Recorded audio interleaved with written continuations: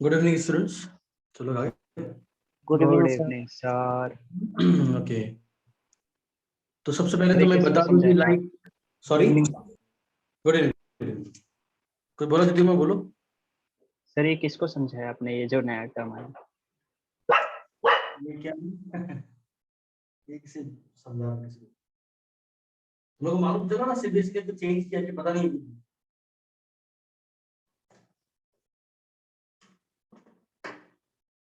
कुछ पता है तुम लोगों को सीबीएसई ने तो चेंज किया पैटर्न तुम लोग का क्लास 12 नहीं पता? यस सर, सुना है। सुना है, कुछ पता है, आइडिया है? क्या हुआ, बुरा हुआ, क्या हुआ, क्या लगता है, क्या हो गया?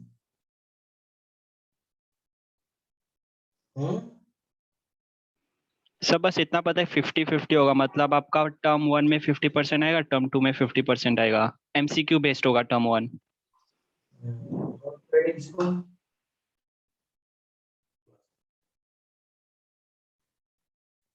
बोलो, कोई आइडिया किसी को? सब मूर्ति बनी क्यों बैठ रहे तुम क्लास में? कुछ बोलो ना, हाँ ना बोलो, नहीं पता नहीं बोलो, हाँ हाँ बोलो। एकदम रेस्पॉन्ड खराब है तुम लोग। Yes sir.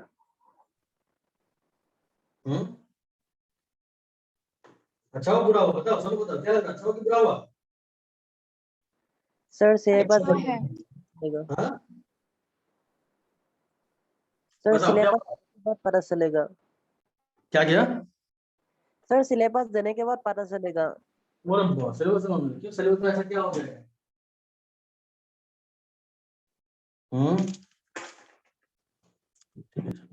देखते हैं। अगर तुम लोग समझना चाहते हो मैं थोड़ा समझा दूं क्या बोलना चाह रहा है? Yes sir. ठीक है, समझाता हूँ। देखो बहुत लोग, मैं कल से देख रहा हूँ एक्चुअली, क्योंकि मैं और भी बहुत सारे बच्चों को पढ़ाता हूँ, तो मैं बहुत लोगों को देख रहा हूँ कि कल से बहुत लोगों का टेंशन है कि सर ये हो गया, सर वो हो गया है ना। मीम के ऊपर मीम, जिसका स्टेटस खोलता हूँ या तो गाली दे रहा है मोदी जी को, या बोल रहा है दो बार ये वो। आज एक स्टेटस पढ़ा, मीम पढ़ा, तो वहां पे लिखा हुआ था कि कुछ एक है ना, एक डायलॉग होता है कि एक single seat of paper can not decide my future, है ना। ऐसा बोलते ही नहीं बोलते, एक सिंगल कागज, एक सिंगल एग्जाम हमारा फ्यूचर डिसाइड नहीं कर सकता। तो नीचे लिखा था कि सीबीएसई बोलता लो, इसलिए हमने 2 एग्जाम कर रहे हैं, ताकि सिंगल एग्जाम डिसाइड ना करे, 2 एग्जाम डिसाइड करे ना। तो ऐसे करके अलग अलग मीम, मतलब दिन भर देख रहा हूँ, एकदम चल रहा हवा हो गया। बट लोगों को पता नहीं है कि क्या हुआ, अच्छा हुआ बुरा हुआ किसी को नहीं पता, खाली ऐसे हल्ला हो रहा, मीम चल रहा है। ठीक है, तो देखो बेसिकली क्या है, मैं भी इसको बता रहा था, ये चीज मैं तुम लोग समझाता हूँ, 2 मिनट लगेगा। ठीक है, देखो एक बात तुम लोग समझो ना, ये बहुत इंपॉर्टेंट समझो। सीबीएसई क्या बोलता है? सीबीएसई बोलता है कि हम लोग तुम्हारे एग्जाम को 2 टर्म में डिवाइड करते हैं। क्या बोलता है? 2 टर्म में डिवाइड करते हैं। पहला लेंगे टर्म 1, दूसरा करेंगे टर्म 2। ये सिर्फ सीबीएसई के लिए है, आकाश बोरुआ के लिए नहीं है, क्योंकि वो आसाम बोर्ड का स्टूडेंट, राइट। और अगर कोई और भी आसाम बोर्ड का स्टूडेंट है, तुम लोग के लिए ये नहीं है। आसाम बोर्ड के लिए भी आज सुना मैंने कि कोई सर्कुलर आया है, मैंने पढ़ा नहीं अभी तक, ये ओनली फॉर सीबीएसई है। ठीक है, तो बोलता है कि 2 एग्जाम होगा, टर्म 1 टर्म 2। तो टर्म 1 का जो एग्जाम होगा कब होगा? नवंबर दिसंबर का महीना में होगा। कहाँ पे होगा? या तो स्कूल में होगा या तो सेंटर में होगा। और अगर मान लो कोरोना खत्म नहीं हुआ और पेंडेमिक कंटिन्यू रहा, और अगर स्कूल जाना पॉसिबल नहीं रहा, सेंटर जाना पॉसिबल नहीं रहा, तो कहाँ पे होगा? घर पे बैठ के तुम्हारा ऑनलाइन एग्जाम होगा। ठीक है, अदरवाइज ये एग्जाम कहाँ पे होगा? ऑफलाइन। एग्जाम कैसा होगा? तो एग्जाम एमसीक्यू होगा, और एग्जाम कितना मार्क्स का आएगा? 90 मार्क्स का आएगा। ठीक है, तो मैंने लिखा नो कोरोना, अगर कोरोना नहीं है तो ओएमआर सीट में एग्जाम होगा। ओएमआर पता है क्या होता है तुम लोगों को? नहीं पता? अरे बोला ऐसे बात नहीं बोला, बात नहीं बोला। तो उस ओएमआर सीट के अंदर क्या होगा? एग्जाम होगा। अब मान लो एग्जाम हो गया, ऑफलाइन एग्जाम हो गया, तो वो सीट जो है वो चला जाएगा तुम्हारा कहाँ पे? बोर्ड के पास चला जाएगा, वो स्कैन हो जाएगा। स्कैन होके तुमको जो भी रिजल्ट आया, अभी तक तो बोला नहीं है कि नेगेटिव मार्किंग होगा नहीं होगा, पर जहां तक मेरा मानना है कोई नेगेटिव मार्किंग नहीं होगा, ओनली पॉजिटिव या 0, यानी कि करेक्ट हुआ तो 1, नहीं हुआ तो कुछ नहीं मिलेगा। तो वो जो ओएमआर सीट होगा, वो उसका जो मार्क्स होगा वो वेबसाइट में क्या होगा? अपलोड हो जाएगा, और तुम लोग को 1 मंथ के अंदर अपना रिजल्ट देखने को मिल जाएगा कि तुम्हारा रिजल्ट कैसा आया कैसा नहीं। ठीक है, तो ये हुआ। और मान लो कि कोरोना हो गया, तो कोरोना हुआ तो क्या होगा? 90 मिनट का ही एग्जाम होगा। ऑफलाइन के जगह पे क्या होगा? ऑनलाइन एग्जाम होगा, अपने घर पे बैठ के तुम एग्जाम दे सकते हो। वो एग्जाम का मार्क्स लोड हो जाएगा, लोड होने के बाद 1 मंथ के बाद तुमको क्या होगा? एग्जाम का रिजल्ट मिल जाएगा।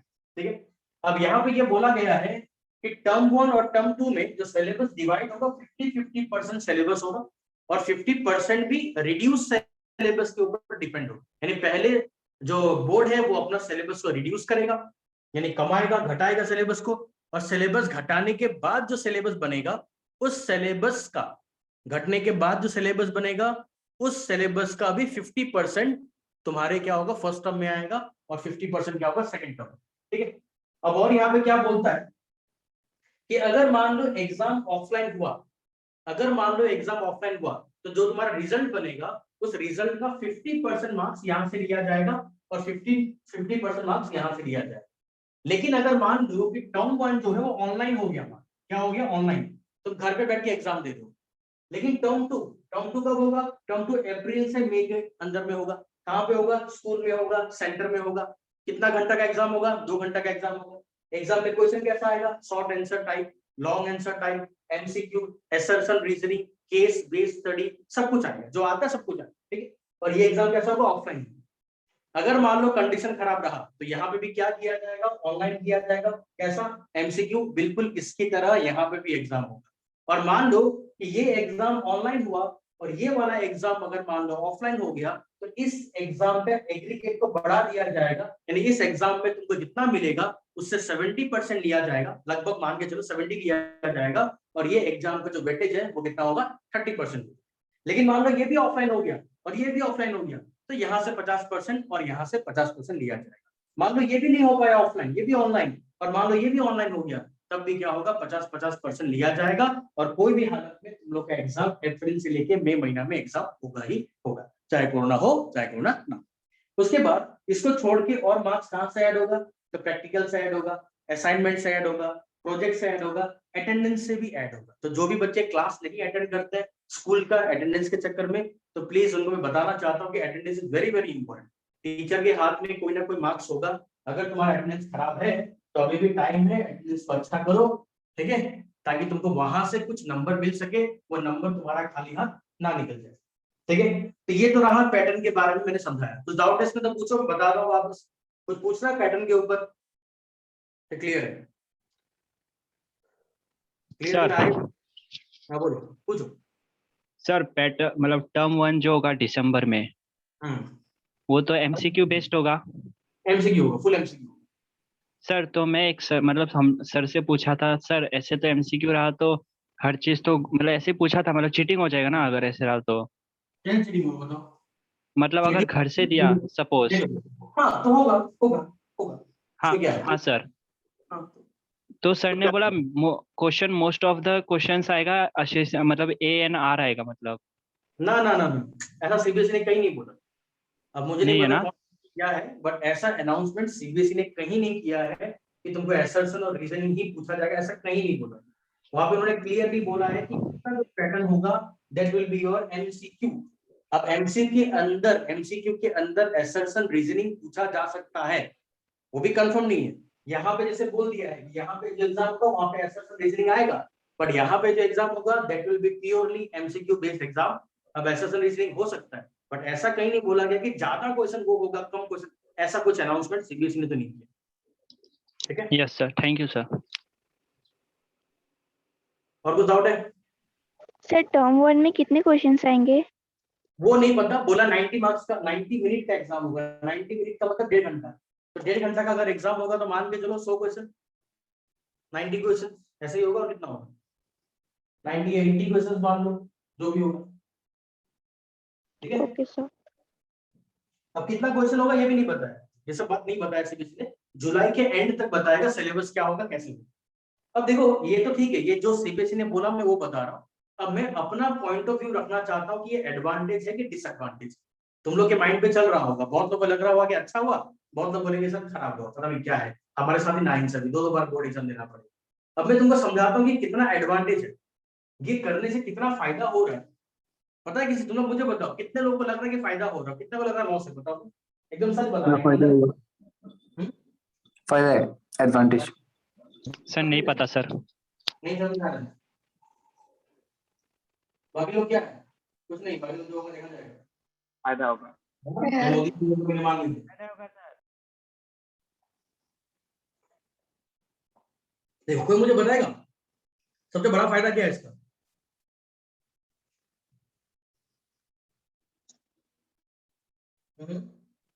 एजुकेशन सिस्टम चेंज हो रहा है। तो सिलेबस डिवाइड हो जाएगा, स्ट्रेस कम होगा। बेटा लोग देखो एक बात सुनो, एजुकेशन सिस्टम को जितना चेंज कर रहा है करो, कोई फर्क नहीं पड़ता। कल मुझे मालूम चला किसी स्कूल में, तुम लोग भी वो स्कूल से पढ़ते हो शायद, इलेक्ट्रोकेमिस्ट्री चैप्टर को 3 दिन में खत्म कर दिया। तो मैंने बोला कि जिस टीचर ने इलेक्ट्रोकेमिस्ट्री को 3 दिन में खत्म कर दिया, उनको बुला के, प्रेसिडेंट ऑफ इंडिया को बुला के उन टीचर को पद्मश्री अवार्ड देना चाहिए कि उन्होंने 3 दिन में इलेक्ट्रोकेमिस्ट्री खत्म करके विश्व रिकॉर्ड बना दिया। It is not possible. कोई भी टीचर हो, कैसा भी बच्चा हो, 10 क्लास से नीचे, हाउ इट इज पॉसिबल कि उसको इलेक्ट्रोकेमिस्ट्री समझा दे, पढ़ा दे अच्छे से? ये इम्पॉसिबल है। पर हमारे केवी के टीचर ने ये कमाल कर दिया, उनको पद्मश्री मिलना चाहिए, नहीं मिलना चाहिए। देखो सबसे बड़ा फायदा मेरे पॉइंट ऑफ व्यू से, मैं नहीं बोल रहा हूँ कि सबके लिए एडवांटेज है, मेरे पॉइंट ऑफ व्यू से पहला फायदा ये है कि जनरली क्या होता है, मार्च के महीना पे बोर्ड एग्जाम, और जब ये बोर्ड का एग्जाम आता है तो हमारे ऊपर प्रेशर जो है बहुत ज्यादा बढ़ जाता है, बहुत हेडेक हो जाता है, पढ़ाई करना, इतना कुछ कंप्लीट करना, ये सिलेबस वो सिलेबस।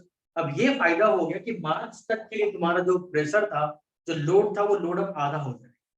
तुमको अब पूरा एग्जाम नहीं देना, खाली आधा एग्जाम, ये फायदा है। बट तुम बोलोगे सर 2 बार एग्जाम देना पड़ेगा, तो 2 बार का फायदा समझो ना, कि जो भी बच्चा जेडब्ल्यू और मेडिकल के लिए प्रिपेयर कर रहा है, मुझे उम्मीद है कि तुम लोग में से मैक्सिमम लोग जो हो वो जेडब्ल्यू के लिए, ये नीट के लिए प्रिपेयर कर रहे हो, यानी तुम्हारे माइंड में ये है कि आगे चल के मुझे जेडब्ल्यू एग्जाम देना है, नीट एग्जाम देना है। तो तुम्हारा फायदा ये हो रहा है कि मान लो जो भी चैप्टर आता है, मैं केमिस्ट्री का बात करता हूँ, मान लो कि केमिस्ट्री में सॉलिड जो है वो टर्म 1 में आ गया, तो सबसे बड़ा फायदा ये होगा कि जितना भी डेरिवेशन हमको सॉलिड के अंदर पढ़ना था, अब वो नहीं पढ़ना पड़ेगा, क्योंकि एमसीक्यू आ रहा है। एमसीक्यू में डेरिवेशन थोड़ी आता है, बताओ आता है क्या?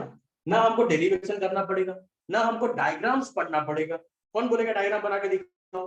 बोलेगा क्या? नहीं बोलेगा। ना डायग्राम पढ़ना है, ना डेरिवेशन पढ़ना है, ना ही एनसीईआरटी के अंदर जो लंबा लंबा क्वेश्चन होता है ये भी निकालो, वो भी निकालो, ये भी निकालो। उस तरह का क्वेश्चन भी हमसे नहीं पूछा जाएगा। यानी आज के बाद या जब भी हमारा सिलेबस देगा तब से हम पूरा पूरा क्या कर सकते हैं, एमसीक्यू बेस्ड क्वेश्चन के ऊपर फोकस कर सकते हैं, प्रैक्टिस कर सकते हैं। और तुम लोग का जो भी एग्जाम होता है हर हफ्ता 2 हफ्ता में जो एग्जाम होता है वो एग्जाम भी पूरा क्या है, एमसीक्यू बेस्ड एग्जाम है, तो वो भी तुमको हेल्प देगा।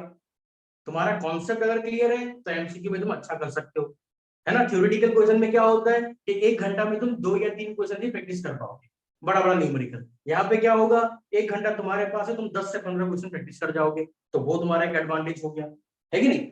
भले ही कुछ भी हो, भले ही ये एग्जाम कुछ भी हो, ये एग्जाम का सिलेबस अगर आधा हो गया, ये सिलेबस इसका आधा हो गया, और मान लो ये एग्जाम ऑफलाइन भी हो जाता है, वर्स्ट केस क्या होगा, सबसे खराब तुम्हारे लिए क्या होगा, सबसे खराब तुम्हारे लिए होगा कि ये एग्जाम ऑफलाइन हो जाए। उससे खराब क्या होगा, उससे खराब होगा कि अपने स्कूल में ना हो, कि किसी और के स्कूल में हो जाए, ठीक है ना। अगर बोर्ड एग्जाम होगा, किसी और के स्कूल में होगा, ऑफलाइन भी होगा, तब भी सीबीएसई का गाइडलाइन ये बोलता है कि बोर्ड एग्जाम से पहले बच्चों को 1 से 1.5 महीना का हॉलीडे देना कंपलसरी है। तो अगर मान लो नवंबर के महीना में एग्जाम होता है, तो एटलीस्ट अक्टूबर या सितंबर का आधा और अक्टूबर का पूरा तुम्हारे लिए क्या होगा, स्टडी लीव होगा। तो वहां पे भी तुम्हारे पास क्या बच जाएगा, ना टाइम बच जाएगा। तुम जब इस एग्जाम पे आओगे तो एटलीस्ट ये एग्जाम का प्रेशर तुम्हारे ऊपर नहीं रहेगा। अगर तुमने ये एग्जाम बहुत अच्छा कर दिया, या मान लो किसी बच्चा का ये एग्जाम अच्छा नहीं हुआ, तो भी उनके पास और एक मौका है इस एग्जाम को अच्छा करके अपना रिजल्ट को अच्छा करने का। Are getting the point. पहले क्या होता था कि एक ही एग्जाम है, अच्छा हुआ तो ठीक है, नहीं हुआ तो बर्बाद हो गए, कंपार्टमेंट लग जाएगा, ये फेल हो जाएंगे, 20 साल बैठना पड़ेगा, फिर से देना पड़ेगा। अब फायदा क्या हुआ तुम्हारा कि यहाँ पे थोड़ा बहुत ढीला ढाला भी हो गया, थोड़ा बहुत खराब भी हो गया, तो हम यहाँ पे अच्छा कर लेंगे, हमारे पास और एक ऑप्शन बचा हुआ है। तो इसका एडवांटेज तो बहुत सारे एडवांटेज है। और जो लोग फुल्ली डेडिकेटेड जेडब्ल्यू के लिए पढ़ाई कर रहे हैं या मेडिकल के लिए पढ़ाई कर रहे हैं, तो उनके लिए तो बहुत अच्छा हो गया। वो लोग हमेशा बोलते हैं सर एनसीईआरटी क्वेश्चंस करने में टाइम वेस्ट होता है, सर ये करने में ये होता है, वो होता है। भाई अब तो तुमको बोला जा रहा है कि एमसीक्यू ही करो, समझ में आ रहा है कि नहीं आ रहा, ठीक है। कोई मुझे पूछ रहा था कि सर अगर जेडब्ल्यू प्रैक्टिस करें तो उसका पेपर का लेवल अलग होता है, सर जेडब्ल्यू लेवल अलग होगा, बोर्ड लेवल अलग होगा। अरे भाई कोई भी लेवल हो, लेवल से क्या करना है। अगर हम जेडब्ल्यू का भी क्वेश्चंस करेंगे या बोर्ड का भी क्वेश्चंस करेंगे, तो पहले बेसिक तो क्वेश्चंस करेंगे ना। ये थोड़ी कि बेसिक नहीं पढ़ के सीधा हाई लेवल क्वेश्चन में चले जाएंगे, नहीं जाएंगे, बेसिक तो करना ही पड़ेगा हमको। तो बेसिक जब तुम प्रैक्टिस करोगे, मान लो बोर्ड का भी तुम्हारा क्लियर हो गया, तो बोर्ड का भी हो रहा है, जेडब्ल्यू भी हो रहा है, एडवांटेज है। डेरिवेशन नहीं करना पड़ रहा है, लंबा न्यूमेरिकल नहीं आएगा। फिजिक्स में सोचो कितना दिमाग खराब होता है तुम लोग का डेरिवेशन याद करने में, अब वो नहीं करना पड़ेगा। तो कितना एडवांटेज है तुम्हारे पास, है कि नहीं, बताओ। समझ आ रहा है? Yes, sir. Yes, sir. तो ये सिस्टम में मुझे जहां तक दिख रहा है एडवांटेज दिख रहा है।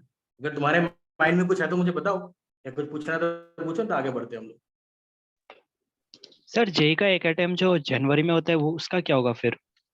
देखो वो सब क्या, उससे क्या प्रॉब्लम है। देखो जेडब्ल्यू का अटेम्प्ट जिस टाइम पे होता है उसी टाइम पे होगा। से आज मुझे एक बच्चा ने पूछा कि सर अगर मई महीना में ये एग्जाम होगा तो नीट कब होगा। देखो अगर ये एग्जाम कंफर्म नहीं होता, आज नीट का एग्जाम पोस्टपोन क्यों करना पड़ा, क्योंकि बोर्ड एग्जाम का ठिकाना नहीं था। लेकिन अगर मान लो यहाँ पे सीबीएसई ने फिक्स कर दिया कि कोरोना होगा तो क्या होगा, नहीं होगा तो क्या होगा, अगर हो गया सब कुछ बंद है तो क्या होगा, तो सब कुछ सीबीएसई ने कंफर्म कर दिया। तो अगर सीबीएसई ने सब कंफर्म कर दिया तो इसका मतलब यही हुआ ना कि अब जो भी एंट्रेंस एग्जाम होगा वो टाइम पे होगा। उसको टाइम पे करने के लिए, उसको यूनिफॉर्म करने के लिए सीबीएसई ने इसको रिलीज किया है, तो वो तो अपने टाइम पे होगा।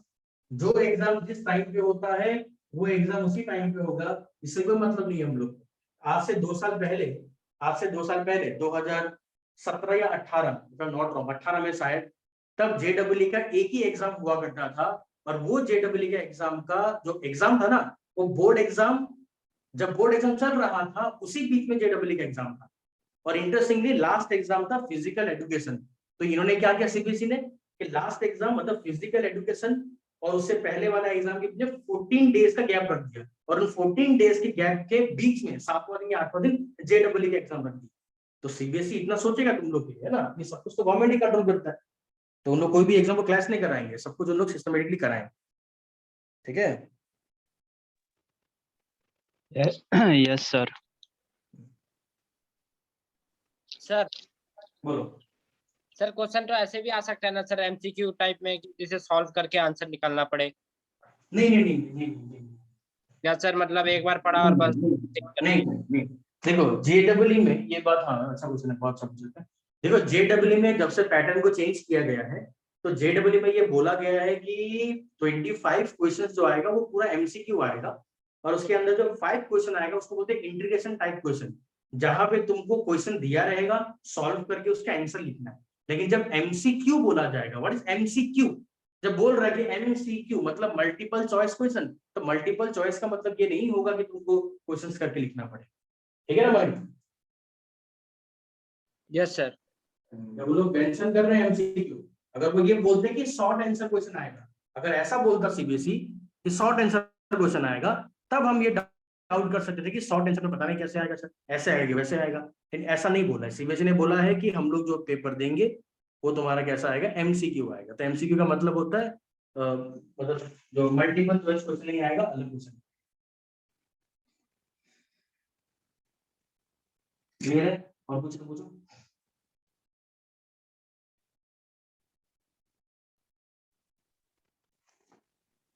और कुछ डाउट है किसी को?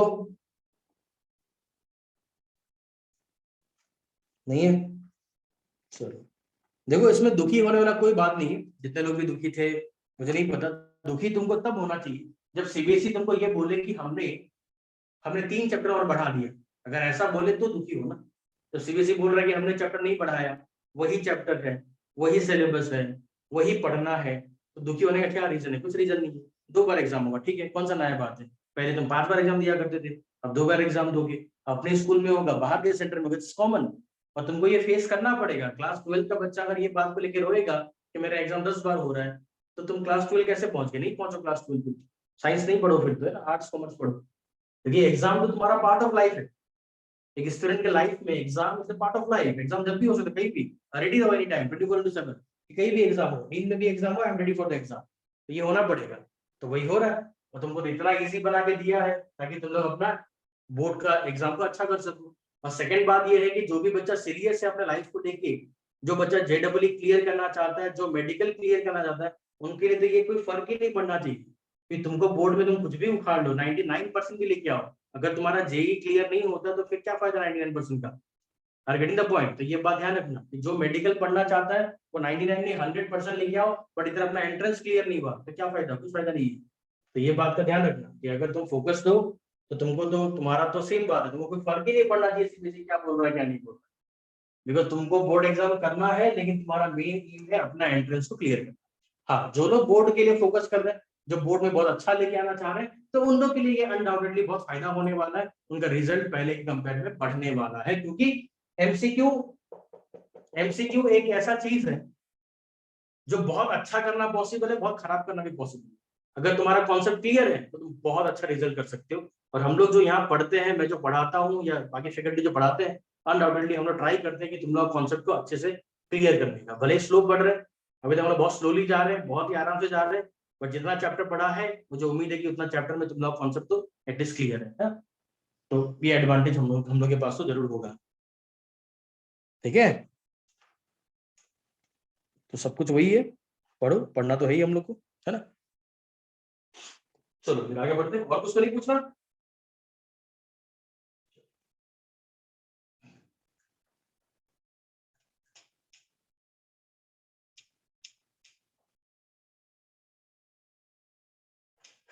तो हमने लास्ट क्लास क्या पढ़ा था मुझे बताओ? हमने लास्ट क्लास पढ़ा था types of colloid on the basis of क्या पढ़ा था बताओ? चार्ज। क्या चार्ज। चार्ज ना, ठीक है, बहुत अच्छा। तो आज हम पढ़ने जा रहे हैं नेक्स्ट टाइप ऑफ कोलोइड। तो डालो heading types of colloid on the basis of, write down, types of colloid on the basis of particle type, ठीक है?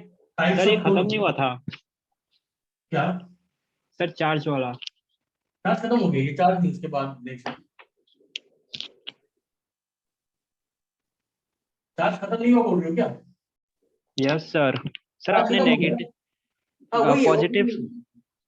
मैंने बताया था चार्ज 2 टाइप का होता है कि दुनिया में हर कोलोइड जो है वो एक चार्ज पार्टिकल है। तो चार्ज पार्टिकल का मतलब क्या कि 2 ही चार्ज प्रेजेंट है, यानी कि कोई भी कोलोइड क्या होगा, या तो पॉजिटिवली चार्ज होगा या फिर क्या होगा, नेगेटिवली चार्ज होगा। तो मैंने बताया था कि पॉजिटिवली चार्ज कौन होता है, तो मैंने बताया था जो भी ऑक्साइड होगा, हाइड्रोक्साइड होगा, वो सब क्या होगा, पॉजिटिवली चार्ज होगा। नेगेटिवली चार्ज कौन होगा, जो नेचुरल कोलोइड होता है, क्ले हो गया, ब्लड हो गया, उन लोग कैसा होगा, नेगेटिवली चार्ज होगा। और मैंने बताया जो हेलाइड होगा, हेलाइड हैलाइड भी क्या होगा, नेगेटिवली चार्ज कोलोइड होगा। और यहाँ मैंने बताया था कि हीमोग्लोबिन जो होता है वो ब्लड के अंदर प्रेजेंट होता है, but haemoglobin is positively charge colloid. इतना ही है चार्ज के बारे में, और क्या कुछ नहीं। ठीक है, यस सर। तो मैंने बताया था आई थिंक। चलो तो आज हम बात करते हैं types of colloid on the basis of क्या, पार्टिकल टाइप। पार्टिकल टाइप के ऊपर डिपेंड करके हमारे पास क्या क्या कोलोइड हो सकता है। देखो पार्टिकल टाइप का मतलब क्या है, अब हमको पता है कि कोलोइड होने के लिए जो पार्टिकल, जो सॉल्यूट पार्टिकल का जो रेंज होता है वो कितना होता है, मुझे बताओ तो एक बार बताओ। थ्रू सोल्यूशन होने के लिए क्या होना पड़ता है, 100 से कम होना पड़ता है ना। सस्पेंशन होने के लिए क्या होना पड़ता है, 1000 से ज्यादा होना पड़ता है। और कोलोइड होने के लिए क्या होना पड़ता है, 100 से लेके 1000 नैनोमीटर के बीच में होना पड़ता है। करेक्ट है बात, ठीक है, खाना कर दो यार। Yes sir. Yes sir. Yes sir. अब देखो एक बात समझ, अगर मान लो कि हमने एक बीकर लिया, इस बीकर के अंदर मान लो कोई एक सॉल्वेंट प्रेजेंट है, और इस सॉल्वेंट के अंदर क्या ना कुछ पार्टिकल प्रेजेंट है, और ये पार्टिकल का जो साइज है, मान लेते हैं कि पार्टिकल का जो साइज होगा वो 100 नैनोमीटर होगा। कितना होगा, मान लो 100 नैनोमीटर प्रेजेंट है। और वैसे ही मान लो किसी और एक बीकर में भी एक सॉल्वेंट प्रेजेंट है, मान लो Cl सॉल्वेंट प्रेजेंट है, और इन इसके अंदर जो पार्टिकल है उन पार्टिकल का साइज मान लो कितना है, 800 नैनोमीटर है। तो मुझे ये बताओ कि 100 नैनोमीटर होगा तब भी इसको हम लोग क्या बोलेंगे, तब भी इसको हम लोग क्या बोलेंगे, कोलोइड बोलेंगे। करेक्ट। और अगर 800 नैनोमीटर होगा तब भी इसको हम लोग क्या बोलेंगे, बताओ, कोलोइड ही बोलेंगे। करेक्ट है मेरा बात, ये भी कोलोइड कहलाएगा, ये भी कोलोइड कहलाएगा। सर लेकिन अगर, हाँ सर आपने 1 to 100 नैनोमीटर बोला था ना कोलोइड के लिए? 1 to 100, हाँ सर, नैनोमीटर। और 1 से छोटा मैंने बताया था थ्रू सोल्यूशन ना। Yes sir. हाँ फाइन, ठीक, चलो ठीक है। चलो तो मान लो हमारे पास 1 नैनोमीटर है, और मान लो यहाँ पे 100 नैनोमीटर। चलो तो मान लो 100 है और ये 1 है, वो 100 है। अब जो 1 नैनोमीटर होगा वो भी क्या कहलाएगा, कोलोइड कहलाएगा। और जो 100 नैनोमीटर होगा वो भी क्या कहलाएगा, कोलोइड ही कहलाएगा। लेकिन 1 और 100 के बीच में क्या है, बहुत बड़ा गैप प्रेजेंट है। कि 1 का मतलब क्या, एक्सट्रीमली छोटा, और 100 का मतलब क्या, बहुत बड़ा पार्टिकल हो गया। तो इन गैप में बहुत सारा डिफरेंट डिफरेंट पार्टिकल का साइज प्रेजेंट हो सकता है। कोई 2 नैनोमीटर होगा, कोई 10 होगा, कोई 15 होगा, कोई 20 होगा, कोई 25 होगा, कोई 35 होगा, कोई 70 होगा, कोई 80 होगा, कोई 90 होगा। तो इन पार्टिकल का टाइप को लेके, पार्टिकल का साइज को लेके हमने फर्दर क्या किया है, कोलोइड को फिर से डिवाइड कर दिया। इसमें डिवाइड किया तो देखते हैं कि फर्दर हम कोलोइड क्या क्या में डिवाइड कर सकते हैं। तो डालकर यहाँ पे लिखो, सबसे पहला होता है हमारा, उसको बोलते हैं माइक्रो मॉलिक्यूलर कोलोइड। तो number A is micro molecular colloid.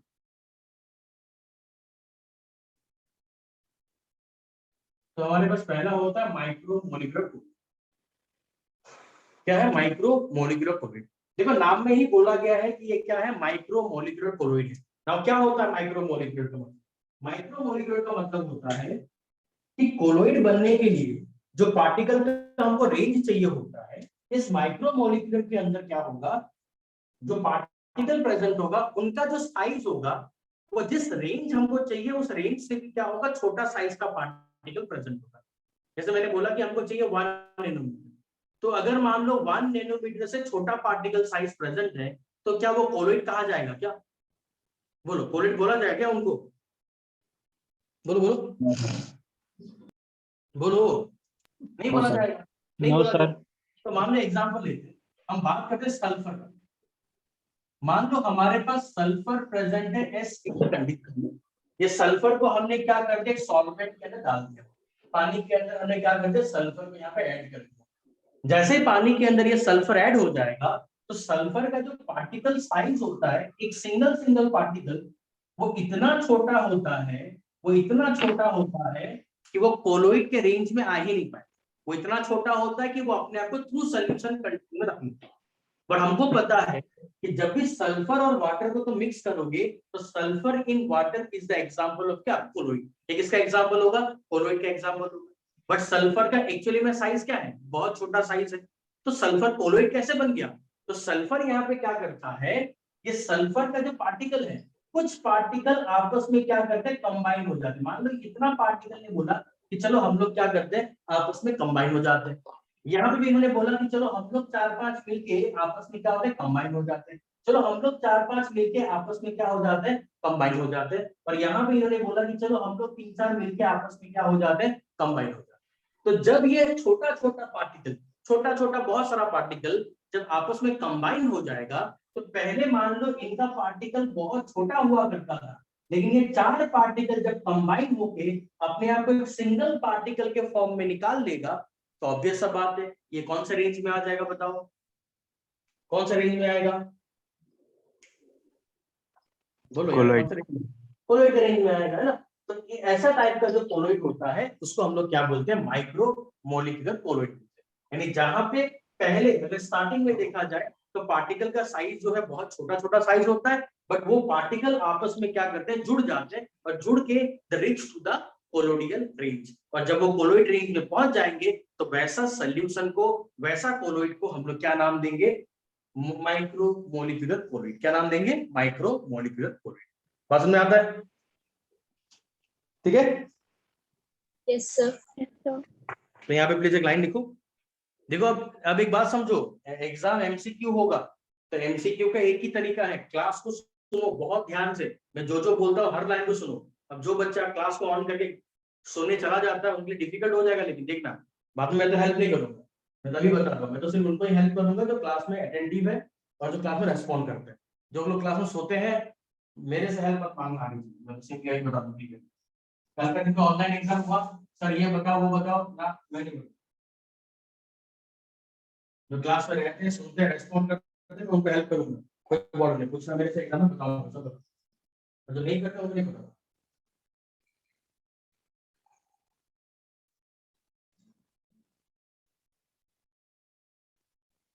चलो तो यहाँ पे लाइन लिखो, लिखो large amount of atoms, write down large amount of atoms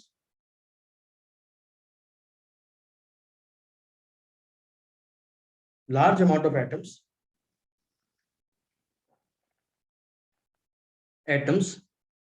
slash molecule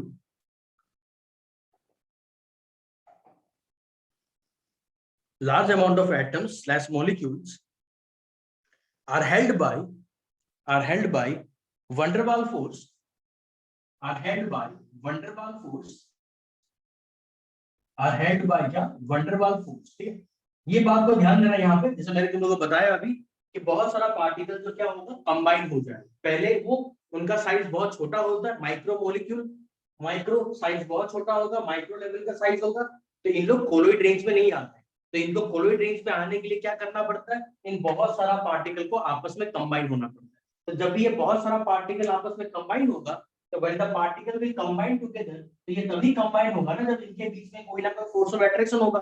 तो इनके बीच में कौन सा फोर्स ऑफ अट्रैक्शन होगा, तो इनके बीच में क्या होगा, van der Waals force of attraction होगा। ये भी एमसीक्यू में क्वेश्चन बन सकता है कि माइक्रो मोलिकुलर कोलॉइड में इन पार्टिकल के बीच में कौन सा फोर्स ऑफ अट्रैक्शन होता है, तो answer will be van der Waals force of attraction.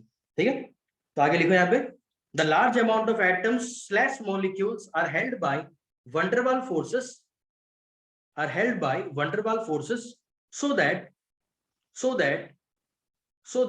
the particle come into, so that the particle comes into colloidal range, colloidal range, comes into colloidal range, so that the particle comes into colloidal range।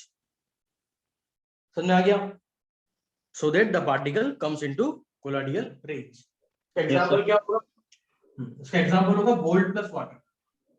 मान लो gold और water का बात करें और मैंने बताया sulphur का ना, तो सल्फर यानी जो S8 होगा प्लस वाटर, इनका बात करो तो इनमें तुम इसको देख सकते हो कि गोल्ड प्लस वाटर या S8 प्लस क्या होगा, वाटर होगा।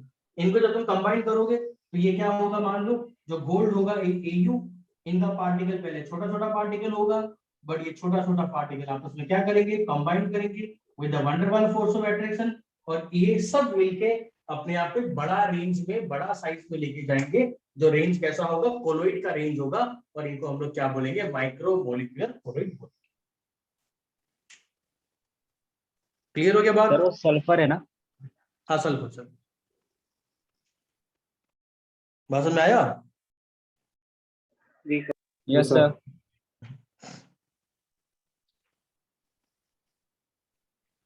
तो जल्दी से लिखो, आगे बढ़ते हैं।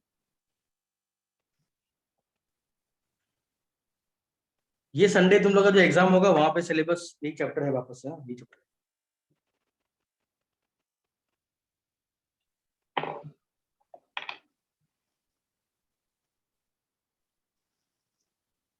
ठीक है, नेक्स्ट बढ़े आगे। तो नेक्स्ट Yes, हम sir. बात करते हैं, तो माइक्रो मॉलिक्यूलर कोलॉइड हमने देख लिया। और सेकंड टाइप का जो कोलॉइड होता है on the basis of particle size या पार्टिकल टाइप, उसमें सेकंड कौन आएगा बताओ? पहला माइक्रो है, सेकंड क्या होगा? सेकंड होगा मैक्रो मॉलिक्यूलर। क्या होगा?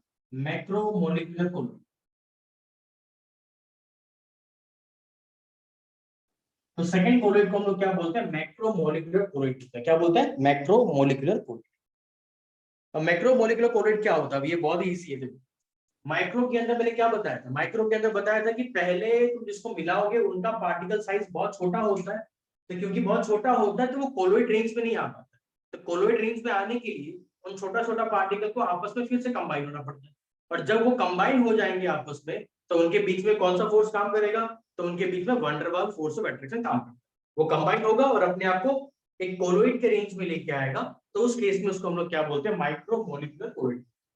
अब मैक्रो का मतलब क्या है? ये नॉर्मल है। मैक्रो का मतलब होता है कि जब तुम एक कोलॉइड सॉल्यूशन बनाओगे ना, या तुम कोलॉइड को जब बनाओगे, तो जब तुम पार्टिकल को डालोगे किसी भी सॉल्वेंट के अंदर, तो ऑलरेडी पार्टिकल का साइज एनफ बड़ा होता है, इतना बड़ा होता है अपने आप में कि वो खुद अकेला ही कोलॉइड रेंज में पहुंच जाता है। उसको किसी के साथ कंबाइन होने की जरूरत नहीं पड़ता है, वो किसी से कंबाइन हुए बिना भी कोलॉइड रेंज में पहुंच जाता है और एक कोलॉइड सॉल्यूशन की तरह क्या करता है? काम करता है। क्लियर? तो लिखो यहाँ पे, मैक्रो के अंदर लिखो, when a single molecule is so large, when a single molecule is so large, when a single molecule is so large that it comes into colloidal range, comes into colloidal range, comes into colloidal range, comes into colloidal range। ठीक है, comma देके लिखो, this can be seen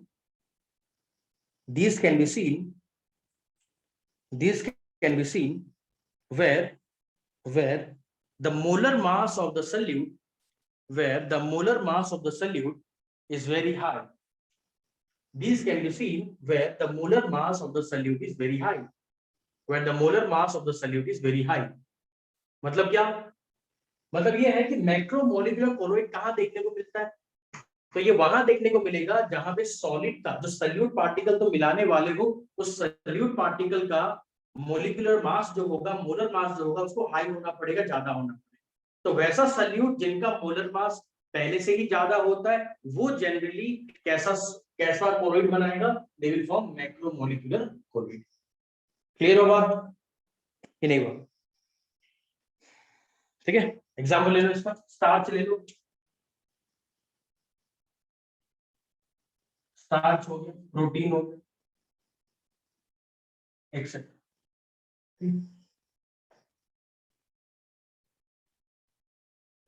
clear है macro कि नहीं है? बताओ। अब तीसरा होता है एसोसिएटेड कोलॉइड। ये क्लियर हुआ कि नहीं हुआ? पूछो। क्लियर है लोग? Yes, sir. ठीक है, नेक्स्ट लिखो एसोसिएटेड कोलॉइड। और ये जो हमारा एसोसिएटेड कोलॉइड होता है, इनको मिसल्स भी बोलते हैं। ठीक है, मिसल्स तुमने कहाँ पढ़ा है? क्लास 10 का। तो याद करोगे क्लास 10 का कार्बन कंपाउंड में जहां सोप बनता है, वहां पे तुम लोगों ने मिसल्स के बारे में पढ़ा होगा। ठीक, तो नेक्स्ट हमारे पास क्या है? एसोसिएटेड कोलॉइड है, यानी कि मिसल्स भी बोलते हैं। अब ये क्या होता है, इसको समझना बहुत इंपॉर्टेंट है, क्योंकि ये लास्ट ईयर के बोर्ड एग्जाम में पूछा। Sir. हेलो सर वो जो माइक्रो आपने समझाया था, मैक्रो सॉरी, वो वाला एक और बार बताइए ना सर। देखो माइक्रो का मतलब होता है जहां पे पार्टिकल का साइज बहुत छोटा होगा, तो पार्टिकल अपने आप को कंबाइन करके कोलॉइड के रेंज में लेके जाएंगे और कोलॉइड बनाएंगे। मैक्रो का मतलब कुछ नहीं है, मैक्रो का मतलब होता है कि हर पार्टिकल अपने आप में इतना बड़ा होता है कि वो पहले से ही कोलॉइड रेंज में प्रेजेंट होता है, उसको किसी और के साथ कंबाइन नहीं होना होता है कोलॉइड रेंज को पहुंचने के लिए, वो पहले से ही कोलॉइड रेंज में प्रेजेंट होता है, तो अपने आप में क्या है? एक कोलॉइडल सॉल्यूशन बना देता है। ठीक है, उसको बोलते हैं मैक्रो। Yes sir. ठीक है, अब देखो यहाँ पे नेक्स्ट बात करते हैं एसोसिएटेड कोलोइड के बारे में। अब ये काफी इंटरेस्टिंग होगी, मैं तुम्हें एग्जांपल से पूछता हूँ तो ये समझना काफी आसान हो जाएगा। मान लेते हैं कि हमने एक बकेट लिया बड़ा सा, इस बकेट के अंदर हमने क्या किया, 10 लीटर पानी लिया। कितना लीटर पानी? 10 लीटर हमने क्या कर दिया, वाटर इसके अंदर डाल दिया। यहाँ पे 10 लीटर पानी प्रेजेंट, ठीक है ना, 10 लीटर वाटर प्रेजेंट। अब तुमने क्या किया, इस 10 लीटर पानी के अंदर बिल्कुल एक चुटकी, है ना, एक चुटकी नमक टाइप, है ना, बहुत कम, मतलब 3 या 4 पार्टिकल इसका सर्फ एक्सेल का, मान लेते हैं सर्फ एक्सेल, कोई भी डिटर्जेंट जो हम घर पे यूज करते हैं, है ना, जो यूज करता है, कपड़ा धोते हो तो अपना खुद से, तो मान लो तुमने क्या किया, एकदम 4-5 पार्टिकल सर्फ एक्सेल का लाके इस 10 लीटर पानी में डाल दिया, और डालने के बाद तुम पानी को घोल रहे हो। मुझे बताओ कि जब ये कुछ पार्टिकल पानी में जाएगा, तुम जो घोलोगे तो क्या ये झाग बनाएगा कि नहीं बनाएगा? Yes sir. बनाएगा। सोच के बोलना, मैंने खाली 3 या 4 पार्टिकल डाला है, ठीक है, ओ झाग नहीं बनाएगा? नहीं तब नहीं बनाएगा। नहीं बनाएगा। No sir. लेकिन एक बात समझो, हमको ये पता है ना कि जब भी तुम डिटर्जेंट को वाटर के अंदर मिलाते हो, हमको ये तो पता है कि जब भी हम डिटर्जेंट को वाटर के अंदर मिलाते हैं तो डिटर्जेंट प्लस वाटर कौन सा सोल्यूशन बनाता है? बताओ, क्या थ्रू बनाता है कोलोइड की सस्पेंशन, क्या बनाता है?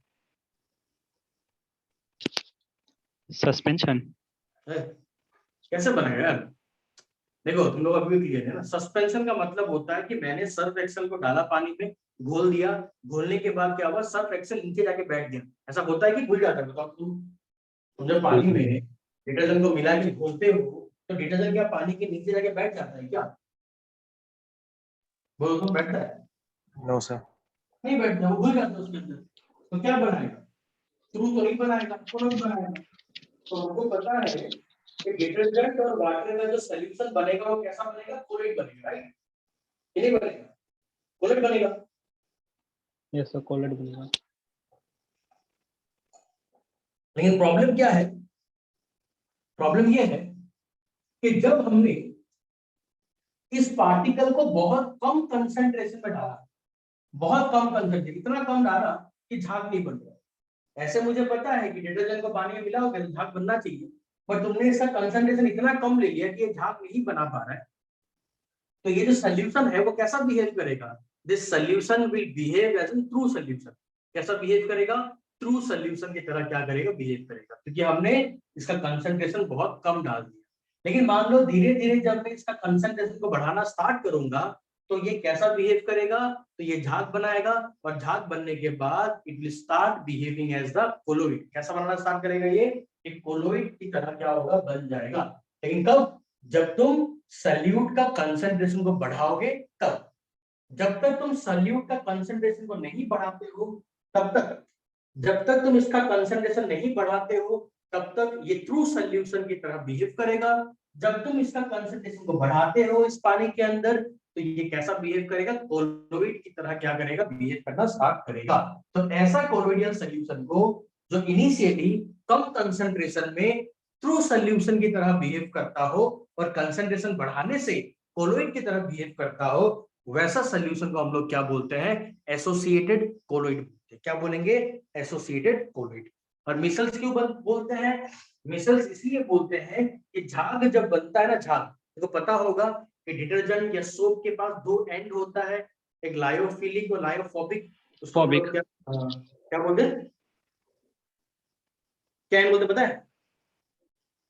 ये मिसल्स का 2 एंड होता है कि नहीं होता है? एक होता है तुम्हारा, सर होता है head and tail. Head and tail होता है, जो एक वाटर में डिसॉल्व होता है, एक वाटर में डिसॉल्व नहीं होता है, ठीक है। तो ये झाग जो बनता है इट इज बिकॉज ऑफ क्या, मिसल। इट इज बिकॉज ऑफ क्या, मिसल्स। तो खासकर ये हमको तब देखने को मिलता है तो मिसल्स फॉर्म होता हो, इसीलिए हम लोग एसोसिएटेड कोलोइड को मिसल्स के नाम से भी याद रखते हैं। तो यहाँ पे प्लीज लाइन लिखना स्टार्ट करो।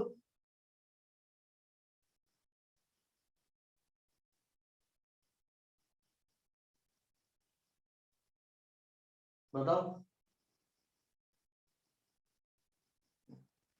तो यहाँ पे लिखो, when a particle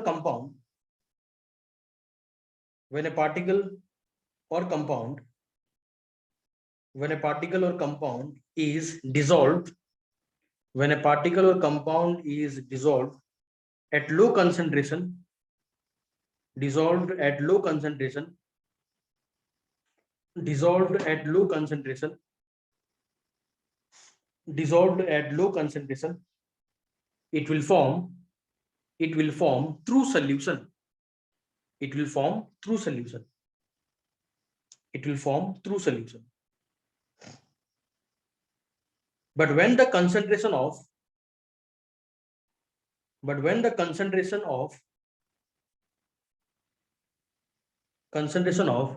solute particle is increased, when the concentration of the solute particle is increased,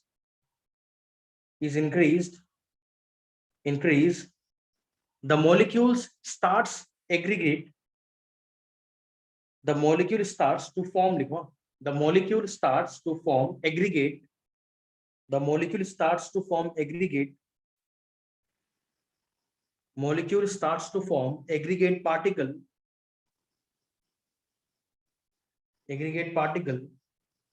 okay, which finally comes into colloidal range, which finally comes into colloidal range, is called associated colloid, or micelles, which is called associated colloid or micelles.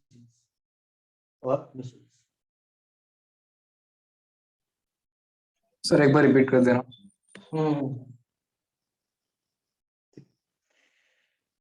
When the particle or compound is dissolved at low concentration, it forms a true solution. When the particle or compound is dissolved at low concentration, it forms a true solution. But when the concentration of the solute particle increases,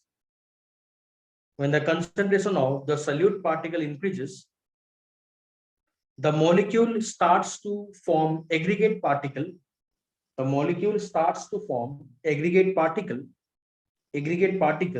which finally comes into colloidal range,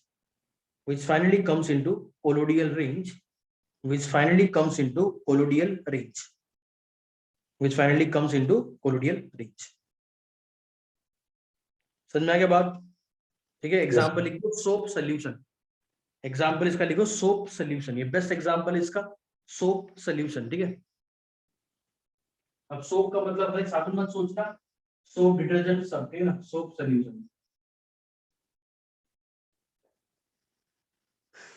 अगर तुम ये भी सोचो ना कि अगर मान लो तुम्हारे पास शैम्पू है, मान लो तुम शैम्पू का 1 ड्रॉप को एक बाल्टी पानी में डाल दोगे, एक मग पानी में डाल दोगे, तो तुम उसको मिलाओगे तो वो झाग नहीं बनाएगा. लेकिन जब तुम शैम्पू का कंसंट्रेशन को बढ़ाओगे तो झाग बनाना स्टार्ट कर देगा. तो बोलने का मतलब क्या है कि जब शैम्पू का कंसंट्रेशन कम था तो वो झाग नहीं बनाता है, यानी कि वो कोल्ड ड्रिंक्स में नहीं आता है. वो कैसा बिहेव करता है? एक ट्रू सोल्यूशन की तरह क्या करता है? बिहेव करता है. बट जैसे जैसे तुम क्या करोगे, तो शैम्पू का कंसंट्रेशन को बढ़ाना स्टार्ट करोगे, तो उसका क्या होगा? पार्टिकल सेग्रीगेट हो जाएगा, दे विल कम टुगेदर, और फाइनली वो क्या में आ जाएगा? कोलोइड रेंज में आ जाएगा. क्लियर है यहां तक? Yes sir. चलो यस सर. अब देखो, एक हमारे पास एक टर्म होता है, इसके बाद इसी से रिलेटेड एक टर्म हमारे पास जानना पड़ेगा यहाँ पर. अभी टर्म के बारे में बहुत बार पूछा गया है, खासकर एमसीक्यू में ही पूछता है, जिसको बोलते हैं सीएमसी. क्या बोलते हैं? सीएमसी.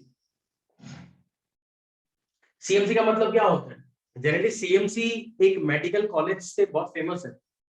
पता तुम लोगों को सीएमसी कहाँ पे है? इसको बोलते हैं Christian medical college, CMC Vellore. नाम सुना होगा वेल्लोर का, है ना. वेल्लोर में कॉलेज है, बहुत ही फेमस, लोग मरते हैं यहाँ पढ़ने के लिए. Very VMIT. हाँ, VMIT है ना सर? नहीं, इंजीनियरिंग नहीं, मेडिकल कॉलेज. मेडिकल कॉलेज है ना. तो सुना होगा, बहुत बार लोग बोलते हैं कि बीमार हुआ वेल्लोर चला गया, वेल्लोर लेके गया. तो वेल्लोर में कॉलेज है, उसको बोलते हैं क्रिश्चियन मेडिकल कॉलेज. बट यहाँ पे सीएमसी का मतलब क्रिश्चियन मेडिकल कॉलेज नहीं है. ये सीएमसी का मतलब होता है क्रिटिकल मिशंस कंसंट्रेशन. क्या होता है? ये होता है critical micelle concentration. Now what is this critical micelle concentration? तो बता दो कि ये क्या है। तो क्रिटिकल मिसल कंसंट्रेशन का मतलब होता है वो मिनिमम कंसंट्रेशन पार्टिकल का जिस कंसंट्रेशन पे मिसल्स बनना स्टार्ट हो जाए, यानी कोलोइड फॉर्म होना स्टार्ट हो जाए, उस कंसंट्रेशन को हम लोग क्या बोलते हैं? Critical micelle concentration.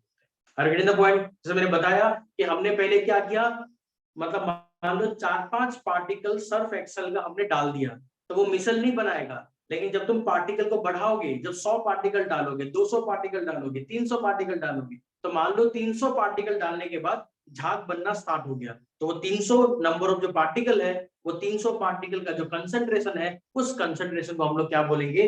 Critical micelle concentration बोलेंगे। क्या बोलेंगे सब लोग? Critical micelle concentration, that is called CMC। याद रहेगा? ठीक है, तो यहाँ पे लिखो, Yes, sir. यहाँ पे लिखो, it is the minimum concentration, देखो, it is the minimum concentration of the particle, it is the minimum concentration of the particle, it is the minimum concentration of the particle which is required to form the missile, which is required to form the missiles, required to form the missiles। ठीक है, sir आपने form के बाद क्या बोला? कहाँ पे लिखा मुझे बताओ? Sir required to form. required to form the missiles लिखा, missiles, required to form the missiles। Okay sir. इस कॉल्ड क्या होगा? CMC, critical micelles concentration. ठीक है, इसके बाद हमारे पास और एक टर्म है जो हमको जानना है, देखो क्राफ्ट टेम्परेचर। क्या क्राफ्ट टेम्परेचर? सी नहीं, ये Krafft, KRAFT, Krafft temperature. What is Krafft temperature? तो जैसे हमने बोला CMC का मतलब क्या है? The minimum concentration at which the micelle will start, micelles बनना स्टार्ट होगा, उसको हम लोग बोलते हैं CMC, मिनिमम कंसंट्रेशन। ये क्राफ्ट टेम्परेचर का मतलब होता है द मिनिमम टेम्परेचर, क्या बोलेंगे? वो मिनिमम टेम्परेचर जिस टेम्परेचर पे वो मिसल्स बनेगा, उस टेम्परेचर को हम लोग क्या बोलते हैं? Craft temperature. तो ये बात याद रखना, झाग बनने के लिए भी टेम्परेचर बहुत मैटर करता है। ठंडा पानी में झाग बहुत जल्दी बन जाएगा, गर्म पानी में झाग को बनने में क्या लगता है? टाइम लगता है। ठीक है, तो temperature plays very important role. तो यहाँ पे लिखो क्राफ्ट टेम्परेचर, इसमें लिखो it is the minimum temperature, write down, it is the minimum temperature at which, ज्योति मैं अपना माइक ऑफ कर दूं, Sorry. it is the it is the minimum temperature at which, it is the minimum temperature at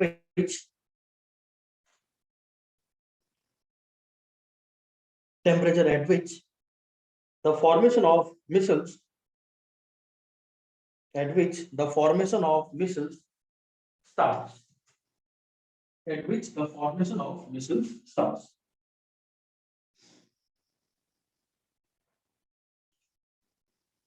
at which the formation of missiles starts।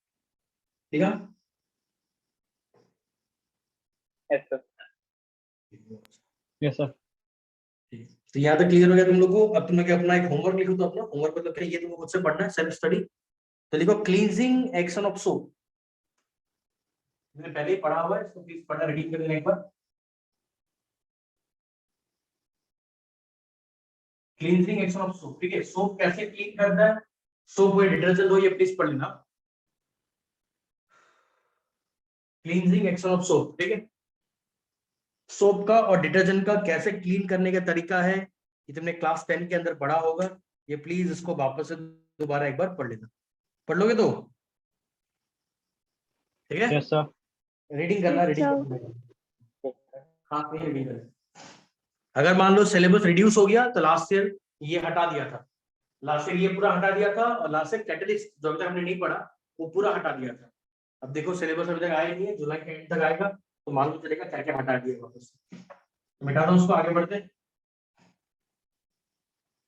अब next हम लोग जो topic पढ़ने जा रहे हैं, वेरी इंपॉर्टेंट टॉपिक, नाम रेडी, कोआगुलेशन।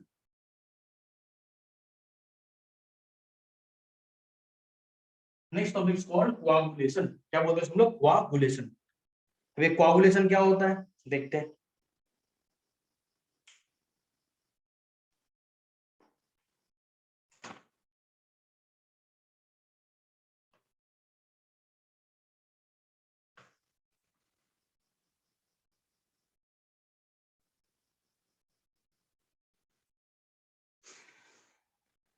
लिखिए, आगे बढ़े।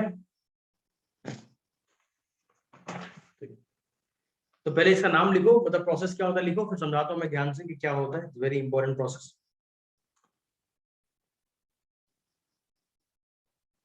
तो यहां पे लिखो the process of accumulation, the process of accumulation, the process of accumulation, the process of accumulation of the colloid particles,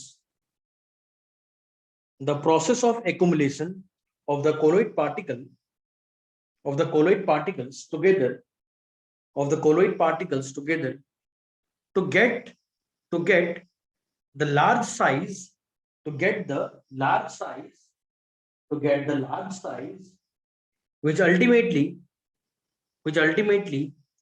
settles as, which ultimately settles as precipitate, which ultimately settle as precipitate, PPT, is known as coagulation, is known as coagulation, is known as क्या? Coagulation, is known as coagulation.